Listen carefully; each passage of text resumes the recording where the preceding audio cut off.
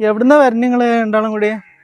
ഞങ്ങളെ വണ്ടി എടുപ്പിച്ച ആൾക്കാര് ഇങ്ങോട്ട് വരണുണ്ട്. എന്നിട്ട് എന്ത് രണ്ടാളും കൂടി ഇങ്ങോട്ട് നടന്നു പോണ? ഞങ്ങളിവിടെ ഓട്ടോറിക്ഷയ്ക്ക് ഇറങ്ങിയാണ് അങ്ങോട്ട് നടക്കുക. ഏ അല്ല പൈസ എന്തെങ്കിലും പിന്നെ തന്നവര്? ഹോസ്പിറ്റലിലൊക്കെ പോലെന്നല്ല അടുത്ത്. അല്ല വണ്ടിക്ക് എങ്ങനെ കേടൊക്കെ ഉണ്ടാ? വണ്ടിന്റെ ബാക്ക് ഒന്നായിട്ട് പൊളിഞ്ഞിരിക്കണം. ഏതായാലും ഇങ്ങനെ കേസിലായത് വലിയ ഭാഗ്യം. എന്നാ ഞാൻ പോട്ടെ എന്നാലേ, ഇൻഷാ അള്ളാ കാണാട്ടാ. ആയിക്കോട്ടെ.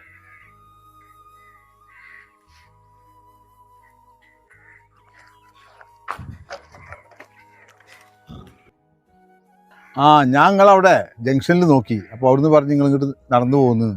ഇപ്പം എങ്ങനെയുണ്ട്, സമാനില്ലേ? കുറവുണ്ട്. പ്ലാസ്റ്റർ വെട്ടിക്കുന്നു.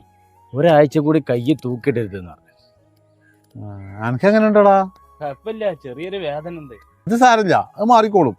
പിന്നെ നിങ്ങളെ വണ്ടി കൊടുത്ത വർക്ക്ഷോപ്പിൽ ഞാൻ പോയിരുന്നു, അതൊരാഴ്ച കൊണ്ട് റെഡി ആയി കിട്ടും. അല്ല, നിങ്ങളെ കാറിന് നല്ല പരിക്കുണ്ടാ?